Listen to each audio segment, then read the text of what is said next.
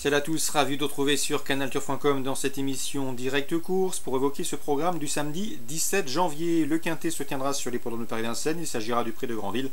Une épreuve qui rassemble des trotteurs d'âge bien connus à ce niveau. Mon préféré sera le numéro 7, Zigan Durib, qui sera, sachez-le, déféré des 4 pieds pour cet objectif. Son unique sortie pieds nus a été couronné de succès. Il vient de terminer 6ème du très bien composé Prix Bar-le-Duc.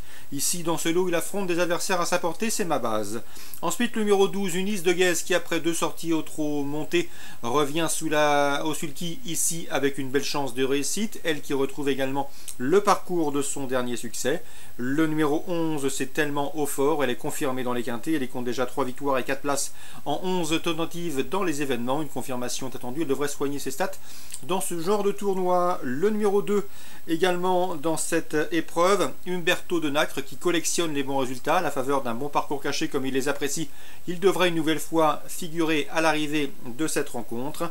Le numéro 15, Unpoco Loco, attention à lui, son entraîneur l'annonce au mieux. Il s'attache pour l'occasion les services de Mathieu Abrivard. Le cheval sera déféré des postérieurs.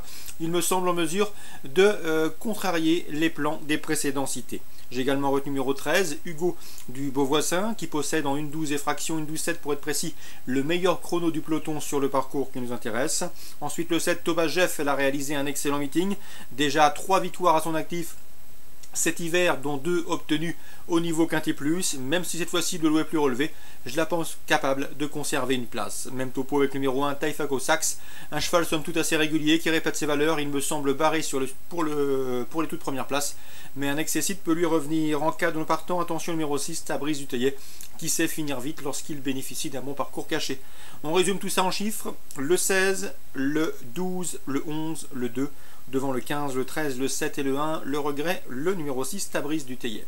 La suite du programme à Vincennes, dans le Prix de Pardieu, une épreuve estampillée groupe 2.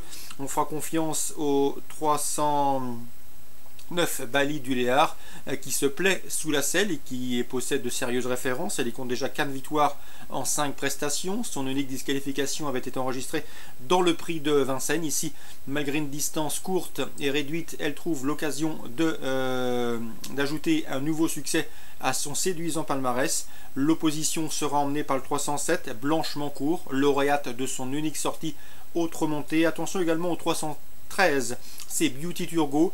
Elle est confirmée au plus haut niveau, elle fait régulièrement l'arrivée au niveau groupe et sachez également qu'elle possède en 1,12,4 le meilleur chrono du peloton sur le parcours qui nous intéresse, celui des 2175 mètres. Dans la 6ème, attention au 606 Baby Aufort, ce cheval entraîné par Christian Mijon n'a pas les gains en rapport avec son potentiel. D'ailleurs, il vient de s'imposer sur le parcours qui nous intéresse. C'était le 31 décembre. Ce jour-là, il est parti au galop. Il a perdu un terrain considérable dans les premiers mètres de course. Ensuite, il a contourné le peloton avant de s'imposer plaisamment. S'il reste sage, il ne devrait pas être battu dans cette épreuve. Le 606 Baby Aufort, ce sera sans doute tout ou rien, la victoire ou la disqualification.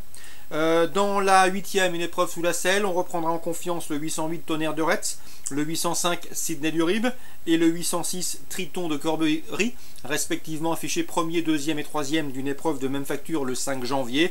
Ces trois-là devraient une nouvelle fois être dans le coup. Ils devront toutefois se méfier du 804 Regain des Prés qui vient de s'imposer en 1,13,5 sur le parcours qui nous intéresse. Ça doit suffire ici pour les inquiéter. Donc en chiffres dans l'ordre du programme, 804, 5, 6 et 8. Dans la 9ème, j'aime beaucoup le 909 Chant des Sirènes. Comme vous le savez, il s'agit du 903, pardon, Chant des Sirènes, un cheval estimé par la famille Bossuet. Le cheval ici me semble en mesure de jouer un premier rôle, même s'il retrouvera sur sa route le 907 Cobra Bleu, qui a déjà eu l'occasion de le devancer. Donc course ciblée à Vincennes pour ce samedi, 3e, 6e, 8e et 9e. Concernant Cagnes-sur-Mer, 3 courses ciblées.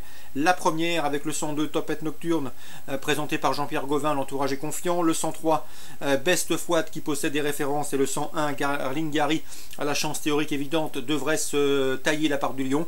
Donc le 102, le 103 et le 101 pour des jumelés ordre aller-retour et trio ordre aller-retour.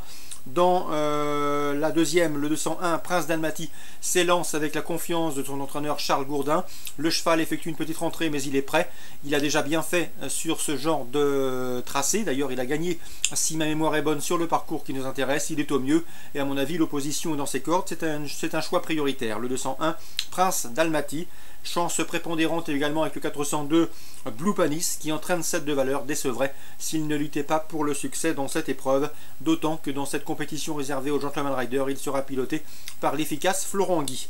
Donc le 402 Blue Panis, le 201 Prince d'Almaty et dans la première un jumelé hors d'arrière-tour avec le 2, le 3 hélas. Très bon jeu à tous, bon samedi, rendez-vous demain.